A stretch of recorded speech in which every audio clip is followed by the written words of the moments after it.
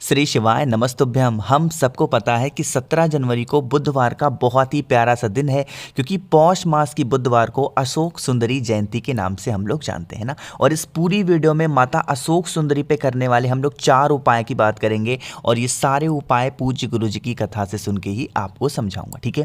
पहला उपाय हमारा धन संपदा के लिए होगा, दूसरा उपाय हमारा बीमारी के लिए होगा, तीसरा हमारा मनोकामना के लिए, और चौथा उपाय अगर आपके हस्बैंड और वाइफ के बीच में बहुत ज़्यादा लड़ाइयाँ होती हैं तो उसके लिए आपको क्या करना है, ठीक है। एक एक उपाय की तरफ हम लोग बढ़ते हैं, तो बहुत ही ध्यान से सुनने की कोशिश करेंगे, ठीक है। चलो सबसे पहले उपाय की बात करते हैं, जो कि है धन संपदा के लिए। उसके लिए हमें लेना होगा इस तरीके से दही, ठीक है। आज के टाइम पे मार्केट में इजीली अवेलेबल होगा, तो दही ले लेना। दही के साथ में आपको लेने होंगे कमलगट्टे। अब लक्ष्मी प्राप्ति के लिए अगर आप कोई भी उपाय किया करो ना, तो कमलगट्टा ज़रूर लेना, ठीक है। मात्र एक कमलगट्टा लेना। कमलगट्टे के बाद में हमें जो महादेव को प्रिय है वो है बेलपत्र, तो एक बेलपत्र भी ले लेना है ना। तांबे के लोटे में जल भरना और पहुंच जाना महादेव के शिवलिंग के पास में। आप चाहे तो आप इस उपाय को मंदिर में कर सकते हैं, चाहे तो इस उपाय को घर पे करो, सुबह दोपहर शाम रात कभी भी कर सकते हो, ठीक है। फेस रखेंगे लेकिन उत्तर दिशा, नॉर्थ डायरेक्शन। आपको मैं जो तरीका बताने जा रहा हूँ, मेरी बात बहुत ध्यान से सुनेंगे। आपके पास में जो दही है ना, उस दही का लेपन 2 जगहों पे करोगे। वो 2 जगह पे कौन है? सबसे पहले जगह पे लेपन करोगे माता अशोक सुंदरी के स्थान पे। थोड़ा सा दही माँ अशोक सुंदरी के स्थान पे करना, और थोड़ा सा दही आपको बचा करके महादेव के शिवलिंग के ऊपर, ठीक है। 2 जगह हो गया। लेकिन जो आपके पास में एक बेलपत्र है ना, धन संपदा के लिए, माँ लक्ष्मी से प्रार्थना करने के लिए, आपको उस एक बेलपत्र को माता अशोक सुंदरी के स्थान पे समर्पित करनी होगी, ठीक है। समर्पित कर दिया। अब जो जल आप चढ़ाओगे उसका तरीका भी इस उपाय में चेंज होता है। जल चढ़ाओगे, सबसे पहले जल को माता अशोक सुंदरी के ऊपर जो आपने बेलपत्र चढ़ाई थी उसके ऊपर, और उसके बाद में वही जल को, जल की धार टूटने नहीं देनी है, और वही उठा करके महादेव के शिवलिंग के ऊपर समर्पित कर देना। कभी आप के घर में धन संपदा को लेकर कोई प्रॉब्लम नहीं होगी। पहली बात तो ये। अब कहोगे भैया जो कमलगट्टा है उसे हम क्या करेंगे? कमलगट्टे को आपको माँ लक्ष्मी का ध्यान करते हुए महादेव के शिवलिंग के ऊपर कुंदकेश्वर महादेव के नाम से चढ़ाना, और फिर कमलगट्टे को उठा लेना, अपने घर लेके जाएंगे। जहाँ पे भी रुपए, पैसे, गहने, जेवरात, यानी कि पैसों से संबंधित जो भी चीज़ें रखते हो घर में ना, वहाँ ले जाके रख देना। कभी धन की कमी आपके घर में नहीं हो सकती, ठीक है। समझे आप धन संपदा का ये उपाय। चलो आगे बढ़ते हैं। अब इस वीडियो में जो आज के टाइम पे हर घर की सबसे बड़ी प्रॉब्लम है कि भैया बीमारी हमारे घर का पीछा नहीं छोड़ रही है, अब हम उसके लिए क्या करें, ठीक है। तो बीमारी को अगर आपको दूर भगाना है तो उसके लिए बहुत ही स्पेशल उपाय है, ठीक है। समझेंगे।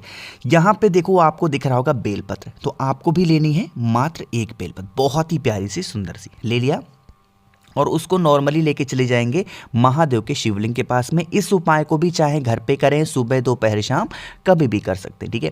फेस फिर भी रखोगे उत्तर दिशा, नॉर्थ डायरेक्शन। अब यहाँ पे जो मैं क्रम बताने जा रहा हूँ, नियम बताने जा रहा हूँ, मेरी बात सुनेंगे।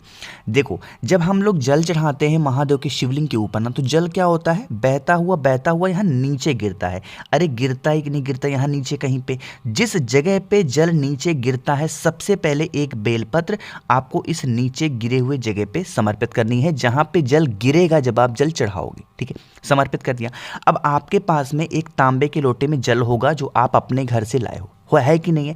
उस जल को चंपेश्वर महादेव, महादेव का एक स्पेशल सा नाम है बीमारी को दूर करने के लिए, चंपेश्वर महादेव या फिर कुंदकेश्वर महादेव के नाम से जल कहीं और चढ़ाना ही नहीं है, सिर्फ और सिर्फ माता अशोक सुंदरी के स्थान पे समर्पित करोगे। और इस कामना से चढ़ाना, माता हमारे घर में ये इंसान है, बहुत दिनों से बीमार है, बहुत दिनों से परेशान है, आप इसकी इस बीमारी को दूर कर दें। आप अपने अकॉर्डिंग प्रार्थना करेंगे। जो जल चढ़ाओगे यहाँ पे ना, जल क्या होगा? बहता हुआ इसी जलाधारी से जो बेलपत्र आपने चढ़ाया है इसके ऊपर गिरेगा। गिरेगा कि नहीं गिरेगा? आपको क्या करना है? पूजा जब आपकी खत्म हो जाए तो जो नीचे यहाँ पे बेलपत्र आपने समर्पित किया है, इस बेलपत्र को उठाना, लेके चले जाना आप अपने घर में। जो भी इंसान बीमार है, जो भी इंसान बहुत ज़्यादा परेशान है, उस इंसान को इस बेलपत्र को खिला देना। सिर्फ और सिर्फ एक बार इस उपाय को करके देखा करिए, हफ्ते में एक बार कभी भी कर लेना, आपके यहाँ कोई भी प्रॉब्लम बीमारी से संबंधित नहीं हो सकती, ठीक है। तो आप सभी लोगों को इस दूसरे उपाय को ज़रूर करना है ना। दो उपाय की बात हमने कर ली है। आगे बढ़ते हैं अब इस वीडियो में तीसरे उपाय की, जो कि माता अशोक सुंदरी के स्थान पे करना होगा। और ये है कि भैया हमने बहुत मनोकामना के उपाय कर लिए, बहुत ज़्यादा कर लिए, फिर भी महादेव नहीं सुन रहे। तो महादेव अगर बात आपकी नहीं सुन रहे तो माँ अशोक सुंदरी तो आपकी बात ज़रूर सुनेंगे। ठीक है, कैसे करना है बताऊँगा पूरी बात, लेकिन जल्दी से वीडियो को लाइक करेंगे। और जितने भी भाई बहन इस आवाज़ को पहली बार सुन रहे हैं तो चैनल को सब्सक्राइब करेंगे। ठीक है, समझते हैं अब इस तीसरे उपाय को। सबसे पहले समझा दूं कि आप इस उपाय को कौन सी मनोकामना के लिए कर सकते हो। जैसे मान लेते हैं कि आप कभी भी किसी भी काम के लिए घर के बाहर गए, वो काम आपका नहीं हो रहा है, आप किसी से मिलने जाते हो, नहीं होता, कोई पैसा लेके भग गया, वो पैसा वापस नहीं कर रहे, इन सभी चीज़ों के लिए आप उपाय कर सकते हैं। ठीक है, देखो उसके लिए आपको लेना होगा नॉर्मल सा शहद, जो कि आज के टाइम पे सभी के घरों में होगा। तो शहद लेना, 1 से 2 चम्मच तो लेना ही लेना। शहद के साथ आपको एक बेलपत्र भी लेनी होगी, बहुत ही सुंदर सी, बहुत ही प्यारी सी। ठीक है, इसको लेने के बाद में पहुंच जाना महादेव के शिवलिंग के पास में, साथ ही साथ 1 लोटा जल भी घर से लेके आएंगे। हम सबको पता है कि ये जो स्थान होता है, ये कौन, एक मिनट, ये जो स्थान है किसका है? माता अशोक सुंदरी का। जो आपके पास में शहद है ना, उस शहद को 5 बार में माता अशोक सुंदरी के स्थान पे चढ़ाओगे। भले ही एक एक बूंद गिराओ, बट वो शहद आपको 5 बार में माता अशोक सुंदरी के स्थान पे गिरानी होगी। बहुत ही थोड़ा थोड़ा करके शहद गिराएंगे। ठीक है, शहद गिराने के बाद में आपको अपनी मनोकामना, अपनी विशेष को कहते हुए उसी शहद का लेपन आपको अपने राइट हैंड से, दाहिने हाथ से माता अशोक सुंदरी के स्थान पे करना है। ठीक है, इतना करने के बाद में जो आप अपने घर से बेलपत्र लाए हो, वो अपनी विशेष, अपनी कामना कह के माता अशोक सुंदरी के स्थान पे समर्पित करेंगे। माता से प्रार्थना करेंगे कि हमारा ये इच्छा है, हमारी ये मनोकामना है, बहुत दिनों से अधूरी है, पूरी नहीं हो पा रही है, माँ आप इसे, हमारी इच्छा को पूर्ण करना। तो जब आप कोई भी बात माता अशोक सुंदरी से कहोगी ना, तो ये सीधे जाती है अपने पिता से कहती हैं। और एक छोटी सी बेटी की बात पिता ऐसा कैसे हो सकता है कि ना माने? आपकी बात भले ही महादेव कभी लेट कर सकते हैं, मानेंगे तो, बट लेट कर सकते हैं, बट अगर माता अशोक सुंदरी कोई बात कहेंगी तो ज़रूर मानेंगे। ठीक है, समर्पित करेंगे और फिर 1 लोटा जल महादेव के शिवलिंग के ऊपर श्री शिवाय नमस्तुभ्यम बोल के चढ़ा देना। सारी इच्छाएं, सारे विशेष आपकी बहुत जल्दी पूरी होंगी। ठीक है, बहुत ही छोटा सा, बहुत ही स्पेशल सा उपाय था, आप सभी लोगों को ज़रूर करना चाहिए। ठीक है, 3 उपाय की बात हमने कर ली है। एक और उपाय की बात करते हैं, जो कि इस वीडियो का आखिरी उपाय है। हस्बैंड और वाइफ है ना, आज के टाइम पे क्या है कि हर एक घर की सिर्फ एक प्रॉब्लम है, भैया मेरी वाइफ बात नहीं सुनती, भैया मेरे हस्बैंड बात नहीं सुनते, हम दोनों में बनती नहीं है, हम क्या करें, बहुत परेशान है। तो उसके लिए इस उपाय को करेंगे। ठीक है, लेकिन उससे पहले एक छोटी सी बात आपको बता दूं, कल भी बताया था, परसों भी बताया था, आज फिर याद दिला रहा हूं। जब भी किसी रिलेशन को, जब भी किसी रिश्ते को बचाना होना, चाहे वो पति पत्नी का रिश्ता हो, भाई बहन का हो, भाई भाई का हो, माँ बाप का हो, किसी का भी रिश्ता हो, उस रिश्ते को अगर बचाना है ना, तो उसमें हारना बहुत ज़रूरी है। ठीक है, अगर आप ये सोच रहे हो कि मैं कभी हारूंगा नहीं, तो वो आपका रिश्ता कभी बच नहीं सकता। सेल्फ रिस्पेक्ट अपनी जगह है, हारना दूसरी चीज़ है, इन दोनों को मिक्स मत करना। ठीक है, तो हार जाओगे, रिश्ता बच जाएगा, और जीतने की कोशिश करोगे किसी भी चीज़ में, तो सारे रिश्ते खराब हो जाएंगे, फिर कुछ भी कर लो कोई फायदा नहीं है ना। चलो उपाय समझते हैं। यहाँ पे देखो, आपको लेना होगा 1 तांबे के लोटे में जल आप अपने घर से लेंगे। ठीक है, और उसके बाद में आपको लेने होंगे 2 सफ़ेद फूल, गिन करके 2 सफ़ेद फूल। ध्यान रखेंगे, सफ़ेद फूल को कलश के अंदर बिल्कुल भी मत डालना है ना। और लेके पहुंच जाएंगे कहाँ पे? महादेव के शिवलिंग के पास में। साथ ही साथ आप चाहें तो अपने साथ लाल चंदन या फिर पीला चंदन लेना। लाल या पीले चंदन को इसी जल के अंदर थोड़ा सा 1 चुटकी डाल देना। पहुंचने के बाद में फेस रखेंगे उत्तर दिशा, नॉर्थ डायरेक्शन। यहाँ पे जो मैं क्रम बताऊंगा, मेरी बात सुनना।